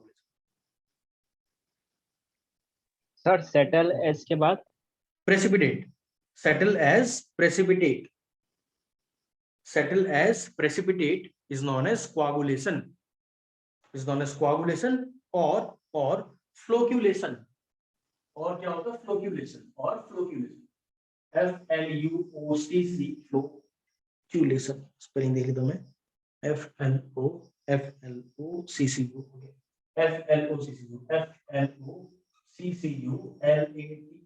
Flocculation is called coagulation और क्या? Flocculation. ठीक, ये coagulation का मतलब क्या होता है मैं समझाता हूं, फिर कैसे होता है वो दिखाता हूं। ठीक है, देखो कोआगुलेशन का मतलब ये होता है, सिंपल भाषा में समझना। ठीक है, हमको ये पता है कि हर कोलोइड जो होता है वो क्या है? चार्ज पार्टिकल है, राइट? हमने पढ़ा पहले कि हर कोलोइड क्या है? अपने आप में चार्ज पार्टिकल है कि नहीं? बताओ तो एक बार, है ना? अरे हाँ ना करो यार, कुछ तो करो। तो मान लो कि हमारे पास यहाँ पे कुछ कोलोइड पार्टिकल, ये कोलोइड का पार्टिकल है। तो ये कोलोइड का अगर पार्टिकल है तो क्या होगा? ये चार्ज पार्टिकल होगा। मान लो प्लस है, माइनस है, प्लस है, माइनस है, कुछ भी है, मान लो माइनस है, प्लस, चार्ज पार्टिकल प्रेजेंट है। या मान लो पूरा का पूरा प्लस प्रेजेंट है, ये मान लो कि ये पूरा कोलोइड पार्टिकल पॉजिटिवली चार्ज, सब पॉजिटिवली चार्ज। अब जब एक कोलोइड पार्टिकल पॉजिटिवली चार्ज होता है, इसके अंदर मैं क्या करूंगा? मान लेते हैं कोई इलेक्ट्रोलाइट को मैंने इसके अंदर डाल दिया। मान लो AB नाम का इलेक्ट्रोलाइट मैंने डाल दिया इसके अंदर, एक सॉल्ट है, मान लो AB नाम का सॉल्ट है, मैंने इसके अंदर क्या कर दिया? डाल दिया। तो AB नाम का जो सॉल्ट है, अब सॉल्ट बोला गया, जैसे मान लो मैं बात करता हूं NaCl, अब NaCl सॉल्ट है, इलेक्ट्रोलाइट है। तो इलेक्ट्रोलाइट होने का मतलब क्या है? कि इसके अंदर पॉजिटिव चार्ज भी प्रेजेंट होगा और इसके अंदर क्या प्रेजेंट होगा? नेगेटिव चार्ज भी प्रेजेंट होगा। होगा नहीं होगा? बताओ, होगा। ठीक है, अब इस मान लो मैंने AB को यहाँ पे डाल दिया, इस AB के अंदर पॉजिटिव चार्ज है, इसके अंदर क्या? Negative charge. तो ये AB क्या करेगा? जैसे ही इस कोलोइड के अंदर जाएगा तो ये सारा जो पॉजिटिव चार्ज कोलोइड है, they will be attracted towards the क्या? negatively charged B। ये B नेगेटिव चार्ज है, तो ये सब क्या करेगा? इस नेगेटिव चार्ज B के साथ क्या करेगा? चिपकना चाहेगा। क्या करना चाहेगा? बताओ, है ना? अट्रैक्ट होना चाहेगा, बिकॉज पॉजिटिव और नेगेटिव आपस में क्या करता है? अट्रैक्ट करता है। सो अट्रैक्ट हो जाएगा आपस में। So when they will attract each other, जब ये चिपक जाएगा साथ में, तो पॉजिटिव और नेगेटिव चिपकने के बाद क्या होगा? इनके अंदर से चार्ज खत्म हो जाएगा। Now they will become neutral. क्या बन जाएगा? न्यूट्रल बन जाएगा। अब जब ये न्यूट्रल बन जाता है तो न्यूट्रल बनने के साथ साथ क्या होगा? दे विल कम क्लोजर, ये एग्रीगेट बनाएगा और एग्रीगेट बनाने के बाद क्या होगा? वो वाटर के अंदर क्या होगा? सेटल होना स्टार्ट हो जाएगा। क्या होना स्टार्ट होगा? वाटर के अंदर सेटल होना स्टार्ट हो जाएगा। इसी को हम लोग क्या बोलते हैं? Coagulation process. क्या बोलते हैं? Coagulation process.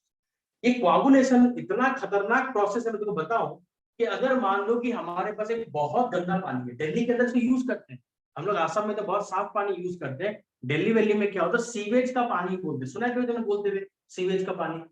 ये नहीं पता? Yes sir. है ना। सर तो बेसिकली क्या होगा, लोगों के घर से जो पानी बाहर निकल के जाता है, जो गंदा पानी बाहर निकल, उस पानी को वापस से ट्रीटमेंट करके फिर से उसको यूज कर। सोचो हम लोग कभी करेंगे क्या?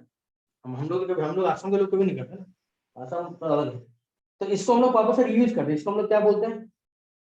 इसी को हम लोग बोलते हैं सीवेज का, क्या बोलते हैं इसको? इन लोग कोआगुलेशन प्रोसेस यूज करके फिल्टर करते हैं। देखो मैं तो एक दिखाता हूँ कोआगुलेशन कैसे काम करता है। सर तुम भी ऐसे देखो। पानी खराब नहीं होता? नहीं वो बता रहा हूँ क्या होता, दिखाता हूँ, बता एक सेकंड हम तो दिखाता हूँ।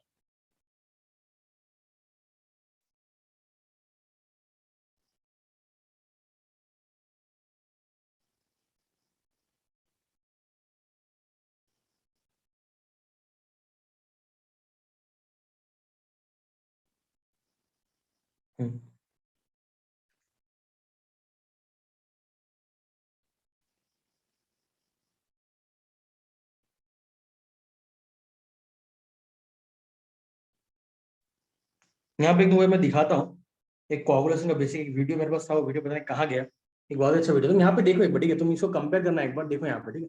ये तो पानी को देखना है, यहाँ पे देखो, देख पा रहे हो तुम पानी को? ये तो पानी देख पा रहे हो, यस सर। यस है ना? सर। तुम यहाँ पे देखना ध्यान से, ये जो दो पानी है ना यहाँ पे अलग अलग बीकर में, ये पहला बीकर है, सेकंड बीकर है। ये पहला बीकर का पानी कितना गंदा है देखो, सेकंड बीकर का पानी देखो कितना कितना साफ है, देखो कितना ज्यादा साफ है, देखो कितना अंतर है दोनों में। ये तो इतना क्रिस्टल क्लियर लग रहा है, फिल्टर का पानी है। तो यहाँ पे जो पार्टिकल था, जो कोलोइड पार्टिकल था, वो कोलोइड पार्टिकल इस जगह पे देखो आके यहाँ पे सेटल डाउन होके नीचे बैठ गया है। क्या हो गया? सेटल होके नीचे बैठ गया। तो सेटल कैसे हुआ?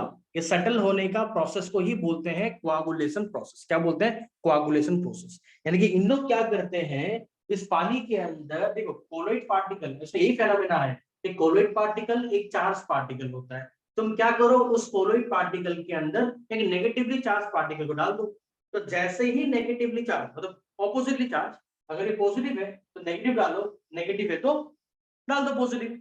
तो जैसे तुम ऑपोजिटली चार्ज वहां पे पार्टिकल को डालोगे, इलेक्ट्रोलाइट को डालोगे, तो वो दोनों आपस में क्या होगा? कंबाइन हो जाएगा, दे विल कंबाइन, है ना? और न्यूट्रल बन जाएगा, ये एग्रीगेट होगा, पास पास आएगा, भारी बन जाएगा और नीचे सेटल हो जाएगा। इससे पानी पूरा क्या होता है? साफ हो जाता है, फुल क्लियर बन जाता है। बस समझ आया? यस सर बोलो।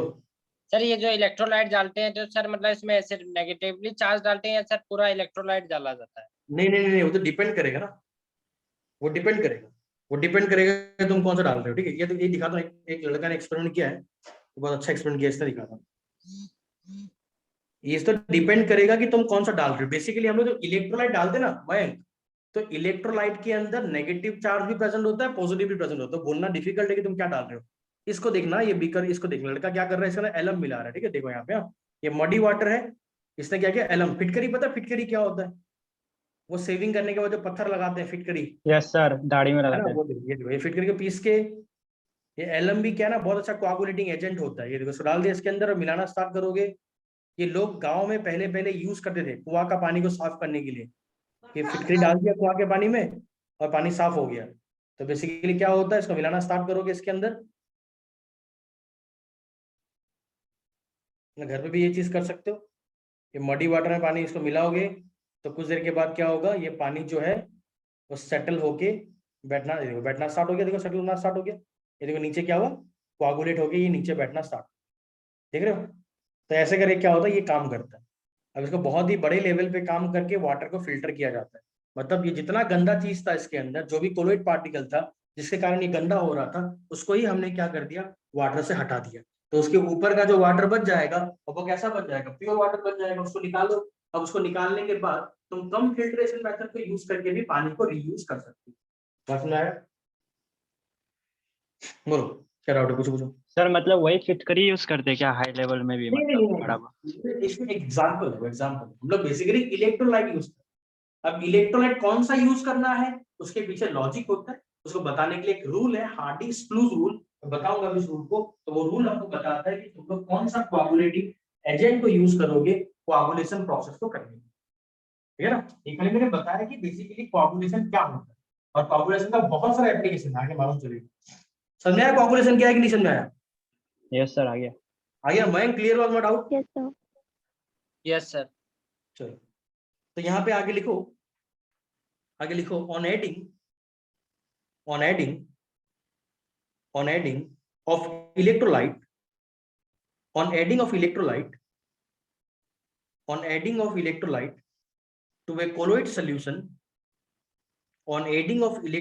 to a colloid solution, the sole particle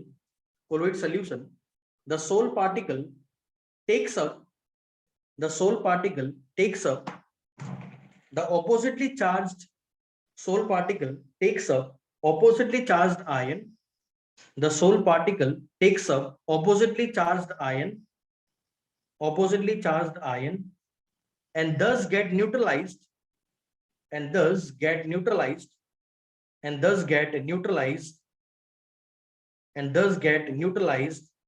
start accumulating. And starts क्या होगा? accumulating. Clear? सर एक बार रिपीट कर देंगे क्या? On adding of the electrolyte to a colloid solution, the sole particle takes up oppositely charged ion and thus get neutralized and starts accumulating.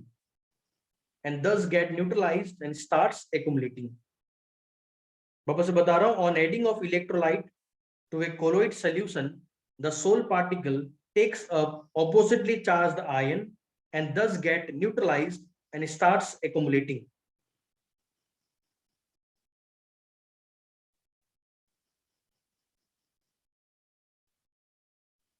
Okay sir. ठीक है ना? अब देखो एक बात समझो, ठीक है ना? होता क्या है ना, इनको सेटल करने का उपाय क्या है तुमको तो समझाता हूं मैं, समझ। जब तक ये कोलोइड चार्ज पार्टिकल बन के रहेगा, बात को सुनना बहुत ध्यान से, इंपॉर्टेंट चीज, जब तक ये कोलोइड पार्टिकल के अंदर चार्ज प्रेजेंट होगा, ये कोलोइड पार्टिकल अपने जगह पे कभी नहीं बैठेगा। हम लोगों ने क्या पढ़ा था? सस्पेंशन के अंदर क्या होता है? सस्पेंशन के अंदर प्रॉब्लम ये है कि उनका पार्टिकल का साइज इतना बड़ा हो जाता है कि वो ना चाहते हुए भी क्या हो जाएगा? सेटल हो जाएगा, है ना? थ्रू सोल्यूशन के अंदर क्या होता है? पार्टिकल साइज इतना छोटा होता है कि वो सेटल नहीं हो, घूमता रहेगा, दिखाई भी नहीं देगा, इतना छोटा है। कोलोइड का प्रॉब्लम क्या है? क्योंकि दे आर चार्ज पार्टिकल। अब अगर चार्ज पार्टिकल है तो उनके बीच में या तो अट्रैक्शन होगा या तो रिपल्सन होगा, तो अल्टीमेटली वो घूमता रहेगा। तो ऐसा क्या किया जाए? साइंटिस्टों ने सोचा कि भाई ऐसा क्या किया जाए कि कोलोइड के अंदर से चार्ज को हटा दिया जाए। तो कोलोइड के अंदर चार्ज को हटाने का एक ही उपाय है, वो क्या है कि इसके अंदर तुम क्या करो, कोई भी एक इलेक्ट्रोलाइट को डाल दो। जैसे ही तुम इलेक्ट्रोलाइट को डालोगे तो इलेक्ट्रोलाइट के अंदर भी क्या होता है? चार्ज पार्टिकल प्रेजेंट होता है। अब तुमको सोचना पड़ेगा कि मुझे कौन सा ऐड करना है। ऐसा इलेक्ट्रोलाइट डालना है जो आने के बाद रिएक्शन ना करे, नॉन रिएक्टिंग हो, तभी तुम काम कर पाओगे। तो तुमने क्या किया? इलेक्ट्रोलाइट को डाल दिया। जैसे तुमने इलेक्ट्रोलाइट यहाँ पे डाल दिया, नेगेटिव और पॉजिटिव चार्ज इलेक्ट्रॉन, ये जो इलेक्ट्रोलाइट है वो क्या करेगा? कोलोइड के अंदर नेगेटिव को पॉजिटिव पकड़ लेगा, पॉजिटिव को नेगेटिव पकड़ लेगा, मिलकर न्यूट्रल बना लेगा। और जैसे इसके अंदर का चार्ज खत्म हो जाएगा, अब हमारा प्रॉब्लम सॉल्व हो गया। चार्ज खत्म हो गया, दे बिकम न्यूट्रल। तो न्यूट्रल होते ही क्या करेगा? अब वो घूमना बंद कर देगा और सेटल होने में लग जाएगा। क्लियर? बोलो। एक काम करना, तुम लोग अपने घर के सामने एक छोटा सा बॉटल मिलता है ना, ये कोल्ड ड्रिंक का बॉटल, मान लो ये छोटा पेप्सी का बॉटल मेरे हाथ में, तो ऐसा एक बॉटल ना तुम लोग खरीदना मार्केट से, ठीक है ना? ऐसा बॉटल छोटा सा, कोई भी कोल्ड ड्रिंक का एक बॉटल खरीद लेना मार्केट से। ये पेप्सी है, कोई भी बॉटल खरीदना। ये बॉटल को खरीदने के बाद क्या करना, ये जो है ना, ये क्या सोल्यूशन है पता है? इसको क्या बोलते हैं? ट्रू की कोलोइड, क्या होगा? ट्रू। ठीक है, चलो जो तुम्हें काम करना, मैं बता रहा हूँ काम करना। तुम लोग क्या करना, ये चलो ये भी नहीं चाहिए, काम करना। तुम लोग क्या करना, कल अपने घर पे, आज रात को बैठ के क्या करना, अपने घर पे एक ग्लास लेना, एक ग्लास में ना आधा ग्लास पानी लेना। सोच रहा हूँ मैं क्या बोल रहा हूँ, आधा ग्लास पानी लेना और आधा ग्लास पानी में डिटर्जेंट को डाल के घोल देना। इतना मत डालना, बहुत ज्यादा नहीं, कम डिटर्जेंट डाल के घोल देना, पूरा अच्छे से घुल जाए, घोल देना। ठीक है, घोलने के 5 मिनट के बाद क्या करना, 2 चम्मच नमक डाल देना उस पानी की। क्या करोगे, पहले तो आधा ग्लास से थोड़ा ज्यादा, शीशा का ग्लास लेना ना, शीशा का ग्लास में क्या किया तुमने, पहले कुछ 1 चम्मच डिटर्जेंट डाल के पानी को पूरा घोल दिया अच्छे से, तो झाग बनाएगा, झाग दिखेगा तुमको। उसको तब तक घुलना जब तक वो पार्टिकल पूरा घुल ना जाए, पार्टिकल को रहने मत देना, घोलते रहना ताकि पार्टिकल पूरा घुल जाए। एक बार पार्टिकल घुल गया तो तुम देख पा रहे हो झाग बन गया, पार्टिकल घुल गया, we can't see the particle, तो उसके अंदर क्या करना, 2 चम्मच नमक डाल देना। क्लियर है? 2 या 1 चम्मच नमक डाल देना और नमक डाल के घोल के छोड़ देना। ठीक है, और देखना आधा घंटा के बाद क्या होता है, देखना 1 घंटा के बाद क्या होता है। ठीक है, तो सर ठीक है ना, देखना क्या होता यस सर। है, घर में एक बार करके देखना एक्सपेरिमेंट, देखो क्या होता है। ठीक है, तो तुमको आइडिया लगेगा कैसे ये काम करता है। ठीक है, तो ये मैंने बता दिया कैसे काम करते हैं। डायग्राम के ऊपर थोड़ा बना लो, एक सिस्टमेटिक डायग्राम बनाते हैं, देखो कैसे काम करता है, बताता हूँ। मान लो हमारे पास एक कोलॉइड है यहाँ पे, और मान लो ये पॉजिटिवली चार्ज कोलॉइड ऐसे, तो इसके अंदर हमने क्या कर दिया, एक AB नाम का इलेक्ट्रोलाइट डाल दिया। ये पॉजिटिव है, ये नेगेटिव है, तो ये चारों पॉजिटिवली चार्ज इलेक्ट्रोलाइट, ये कोलॉइड पार्टिकल इस B नेगेटिव से क्या होगा, कंबाइन हो जाएगा। जैसे ये नेगेटिव से कंबाइन होगा, दे बिकम न्यूट्रल, इकट्ठा हो जाएगा न्यूट्रल, ये न्यूट्रल हो गया, और न्यूट्रल होने के बाद ये क्या बन जाएगा, पीपीटी करके नीचे बैठ जाएगा, और इसी प्रोसेस को हम लोग क्या बोलते हैं, कोआगुलेशन प्रोसेस बोलते हैं। क्या बोलते हैं? Coagulation process. क्लियर है बात? Yes, sir. अब आगे यहाँ पे Yes, लिखो sir. रूल। अब ये रूल हमारे पास है यहाँ पे, इसको बोलते हैं हार्डी-स्लूज रूल। इसको बना लो एक बार, फिर रूल का बात करते हैं। ये रूल हमको समझाता है कि हम लोग कोआगुलेशन को करेंगे कैसे।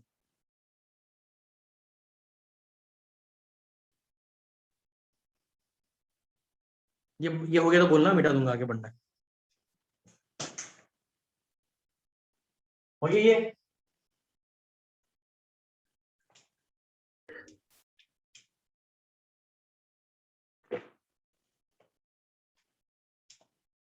लिखो यहाँ पे Hardy, HARD, Hardy स्लूज, SCHLUZ, स्लूज rule.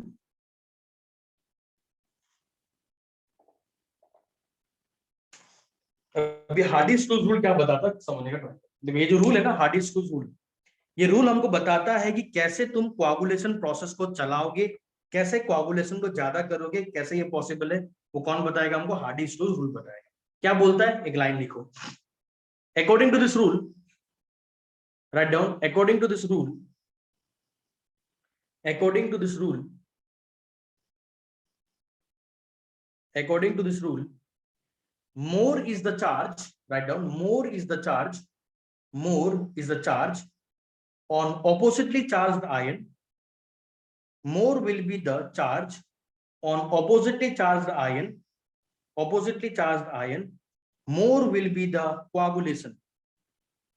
वापस से बता रहा हूं, according to this rule, more is the charge on the oppositely charged ion, more is the charge on the oppositely charged ion, more will be the coagulation, more will be the क्या? coagulation. यानी क्या बोलना चाह रहा है, समझने का try. मान लो हमारे पास यहाँ पे कुछ पॉजिटिव चार्ज कोलॉइड प्रेजेंट है, क्या प्रेजेंट है? कुछ कोलॉइड प्रेजेंट है जो पॉजिटिव चार्ज, इसको मुझे क्या करना, न्यूट्रल करना, कोआगुलेट करना। तो कोआगुलेट करने के लिए मैंने क्या किया, कोआगुलेटिंग एजेंट यूज किया, NaCl। तो NaCl भी कोआगुलेटिंग एजेंट है, और दूसरा जो मैं एजेंट यूज कर रहा हूं वो है मान लो Na2SO4, एक कोआगुलेटिंग एजेंट है। दोनों इलेक्ट्रोलाइट को मैं यूज करना चाहता हूं, कौन सा यूज करना चाहिए मुझे, NaCl की Na2SO4? तो हार्डी स्लूज बोलता है क्योंकि ये पॉजिटिवली चार्ज है, तो इसको कोआगुलेट करने के लिए हमको क्या चाहिए, नेगेटिवली चार्ज क्या चाहिए होगा, नेगेटिवली चार्ज इलेक्ट्रोलाइट चाहिए होगा। तो Cl के ऊपर क्या है, एक नेगेटिव चार्ज है, बट SO4 का अगर बात किया जाए तो SO4 के ऊपर कितना चार्ज प्रेजेंट है, 2 नेगेटिव चार्ज प्रेजेंट है।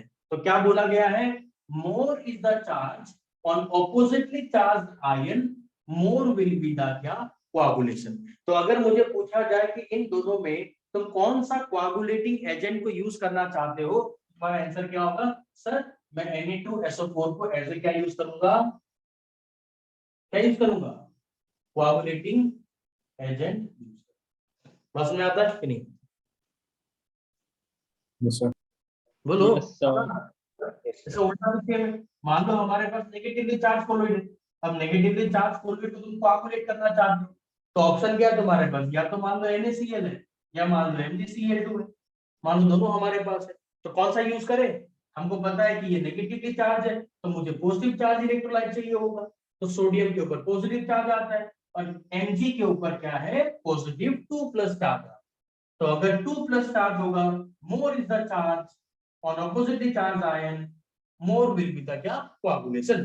तो इसके ऊपर ज्यादा चार्ज प्रेजेंट है 2+, तो हम लोग क्या करेंगे, इसको हम लोग यूज करेंगे एज ए कोआगुलेटिंग।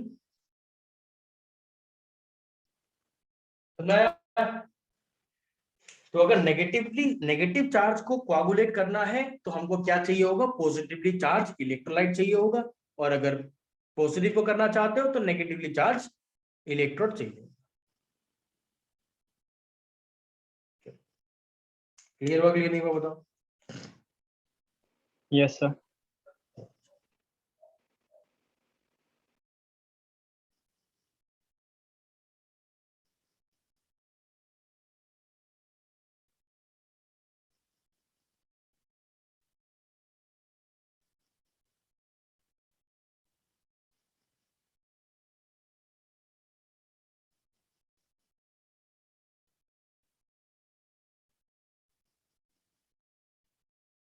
क्लियर हुआ सबको?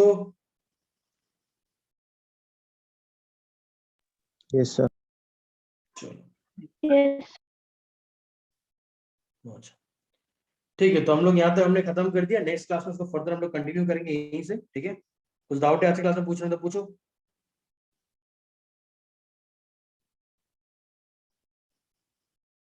सर सर वो जो आपने वीडियो मतलब दिखाया था उसमें जो नीचे मतलब बैठ गया था, मतलब जो भी सोल्यूशन था, हम्म तो सर उसे सस्पेंशन में भी वही होता है ना, मतलब नीचे बैठ जाता है ना?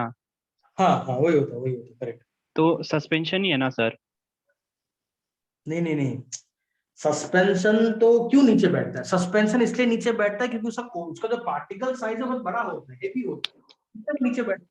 बट एक कोलोइड है मेरे पास, मैं कोलोइड को फिल्टर करना चाहता हूँ, तो मैं कैसे फिल्टर करूँ उसको? तो मैं क्या करूंगा, उसका चार्ज पार्टिकल को न्यूट्रल कर दूंगा। कैसे पॉसिबल है चार्ज को न्यूट्रल करना? तो ऑपोजिटली चार्ज आयन को डाल, ठीक है, तो वो नीचे आके बैठ जाएगा।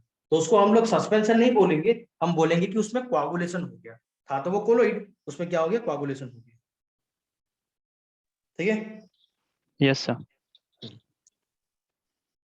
चलो फिर तो इतना करना, कोई डाउट होगा तो पूछना मुझे। तो मिलते हैं next class. Thank you very very much, ठीक है? Thank you sir.